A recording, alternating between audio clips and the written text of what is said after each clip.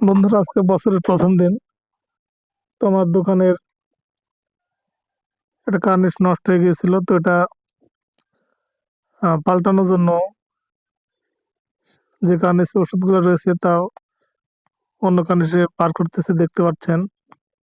আর সাথে আমার ভাতিজি আছে, মুসাব্বির। তো আমরা দুই চাচা কাছতে কাজ করতেছে খুব তাড়াতাড়ি। তারপরেও ওষুধের যে দোকান, বছরের শেষ, সেহেতু তার সাথে এক্সপায়ার ওষুধগুলো যেগুলো আছে সেগুলো সব সরাতে হবে।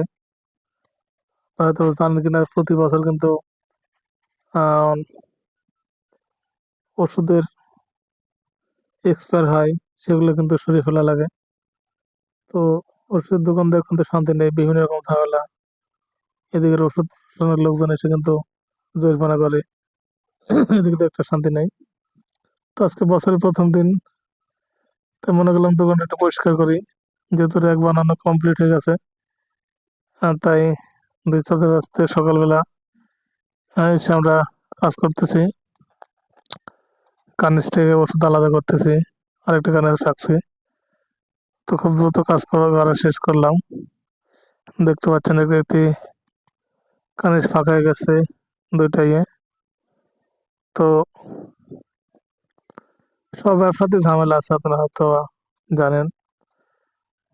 সেটা ব্যবসা বলেন আর সংসার বলেন, চাকরি বলেন, সব জায়গাতে একটু ঝামেলা, টেনশন। সব দিক দিয়ে আর কি চলতেছে।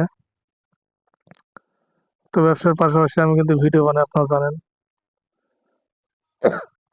সেটা রিলস ভিডিও, বড় ভিডিও তৈরি করতে, বড় ভিডিও কিন্তু করতে পারিনি, ব্যবসায়িক ঝামেলা আর অনেক টেনশন। কিন্তু রিলস ভিডিও প্রতিদিনই বানাই। তো আজকে যেহেতু 25 সালের প্রথম দিন, সেহেতু মনে করলাম যে দোকানপাট একটু ভালো করে পরিষ্কার পরিচ্ছন্ন করে, যেগুলো ডেট এক্সপায়ার হয়ে গেছে সেগুলো ওষুধ বাদ দিয়ে ব্যবসা নতুনভাবে শুরু করি।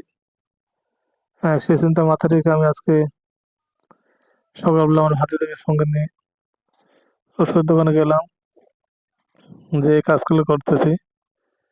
তো মুখে মাস্ক দিয়েছি, কারণ ব্যাপক ধুলাবালি পড়তেছে।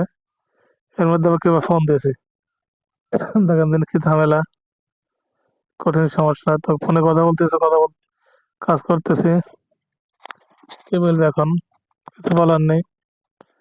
যেহেতু ওষুধের দোকানদার, বিভিন্ন কাস্টমার ফোন দেয়, এটা নতুন কিছু না, অনেক ঝামেলা। আর বুঝতে পারছেন, ছোট দোকান, তারপরে অনেক আইটেম রাখা লাগে। যেহেতু ছোট দোকানে এমনি কাস্টমার কম আসে, তারপর আইটেম কিছু রাখা লাগে নতুন নতুন। তাছাড়া লোকজন আসে না, মনে করে ওষুধ নাই, এসে বিভিন্ন ধান্দা। তারপরেও ব্যবসা একটা বড় জাল আছে বাকি, তাদের যত ভালো লোককে বাকি দেন, পরবর্তী দিতে কিন্তু ঝামেলা করে। এই নাতে সেই, ঝড় বৃষ্টি অসুখ, এই সে বিভিন্ন রকম ঝামেলা। পানের দাম নাই, এই দাম নাই। আমরা যেহেতু সেই জেলার মানুষ, পঞ্চাশ উপর নির্ভরশীল, তো বিভিন্ন রকম ঝামেলা করে। তারপর দেওয়া লাগে, কি করুন, ব্যবসা করতে হলে বাকি দেওয়া লাগবে, এটা মানে কনফার্ম। তার মধ্যে অনেকে ভালো লোক আছে কিছু। তারপর দেখা যায় যে অনেকে ভালো লোকের ওষুধের বাকি দিলে তারা পরবর্তীতে ঝামেলা করে, টাকা দেয় না, বিভিন্ন রকম অজুহাত দেখায়, এই সেই বিভিন্ন ধান্দাবাজ।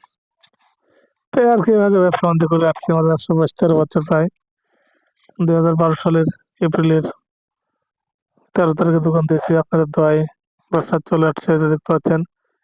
আর কার্নিশ নতুন এলাম, তো ওইটা আবার নতুন ভাবে সাজিয়েছি। ওষুধ, এই আর কি দেখতে পাচ্ছেন।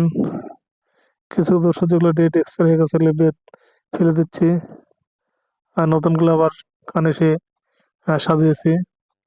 তো এই আর কি, আমার ভাতিজা আমার সাথে সহযোগিতা করতেছে, সে আমাকে ওষুধ ধরিয়ে দিচ্ছে, আমি সেগুলো সাজাচ্ছি। তো সে এখন ক্যামেরাম্যান, সে ভিডিও করতেছে। আমি বললাম যে বেটা, তুমি ভিডিও করে একটু, আমি ওষুধ সাজাই। তো সব মিলে আর কি, দেখতে পাচ্ছি একটু গা গরম ধরেছে শীতের মধ্যে, যদি নাড়াচাড়ি বেশি করতেছি, এই জন্য আর কি। তো অনেকে আবার বিভিন্ন জন কমেন্ট করে, ভাইজান আপনার বাসা কোথায়, সেই তোমার বাসা রাজশাহী জেলার দুর্গাপুর থানা, কিন্তু আমার বাড়ি দুর্গাপুর থানা হলে আমি কিন্তু বাগমারা থানাতে ব্যবসা করি, মোহনগঞ্জ বাজারে। তো সব মিলে আর কি ভালো থাকুন।